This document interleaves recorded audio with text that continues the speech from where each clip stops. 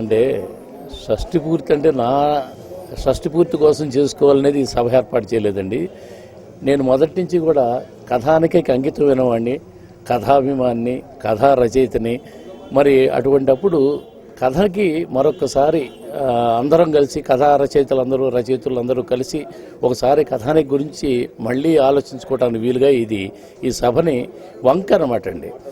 ఇది కేవలం 60 ఏళ్ళు అనేది వంక. అలాగే నా సాహితీ జీవితం కూడా ఇప్పటికీ 40 ఏళ్ళు అవుతుంది.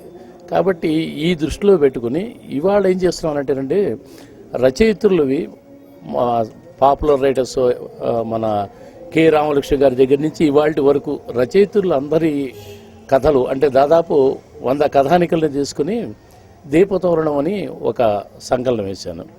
ఇది ఉద్దేశం ఏంటంటే రచయిత్రులు కూడా ఒక విధమైన మోటివేషన్ చేయటానికని. అది ఇవాళ ఆవిష్కరణ అవుతుంది. అలాగే నావి చాలా కాలం తర్వాత ఈ మధ్య ఆర్గనైజర్గానే ఉండి కథానికలు రాయడం తక్కువైంది. ఈ 1 సంవత్సరం నుంచి ఎక్కువ కథానికలు రాశాను. ఇప్పుడు ఒక కథానిక సంపుటి మళ్ళీ ఆవిష్కరణ అవుతుంది. అలాగే ఇతర కథానిక రచయితల సంపుటాలు కూడా కొన్ని ఆవిష్కరణ చేస్తూ అందరం ఒక చోటకి చేరి, అంటే ఇది నేను ఎప్పుడు అంటుంటాను, మాది కథ కులం కాబట్టి కథ కులం అందరూ ఒక చోట చేరి కథను గురించి మాట్లాడుకోవడమే దీనిలో ప్రధాన ఉద్దేశం అండి.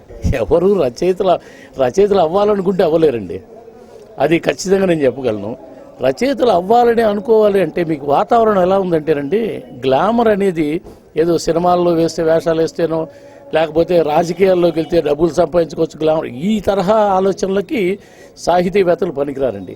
సాహిత్యాభిమానులు అందరూ సాహితీవేత్తలుగా మరి ఇక్కడికి మారుతున్నప్పుడు ఖచ్చితంగా అది ఆదరించేవాళ్ళు వాళ్ళేనండి. తర్వాత ముఖ్యంగా వచ్చే జనరేషన్లో ఈ సాహిత్యం గురించి, అక్షరం గురించి, తెలుగు అక్షరం గురించి సరైన ప్రేమ అభిమానం ఉండాలండి. మరి ఇది రావడం కోసం మనం ఏం చేస్తున్నాం అనేది మనం ఆలోచించాలి. ఇది ఏ ఒక్కళ్ళ వల్ల కాదు, మొత్తం యావదాంధ్రులు ఆలోచించాల్సిన విషయం. ప్రతి తల్లి తండ్రి వాళ్ళ పిల్లలకి కనుక ఆ తెలుగులో రాయటం నేర్పగలిగితే మరి క్రమంగా తెలుగుకి అభిమానం వస్తుంది. తెలుగుని కూడా మనం ఇతర భాషలతో మనం పోల్చినప్పుడు, ఇతర రాష్ట్రాల్లో ఇతర భాషలతో పోల్చినప్పుడు మనం తెలుగుని ఎంత అభిమానిస్తున్నామని ఒక్కసారి ఆలోచించుకోవాలి. మాతృభాషని విస్మరించిన వాడు తల్లిని పట్టించుకోకుండా తిరుగుతున్న వాడితో సమానం, దేశద్రోహి. ఇది నా ఆలోచన. లేదండి, మీరు అనేది సాహిత్య ప్రక్రియ ఏది తీసుకున్నా అది కేవలం అక్షర ముక్కలే కాదండి, కళాత్మక హృదయంతో వాళ్ళు ఆ ప్రజెంటేషన్లోనే, ఆ ప్రక్రియల్లోనే సృజనాత్మకత ఉంది.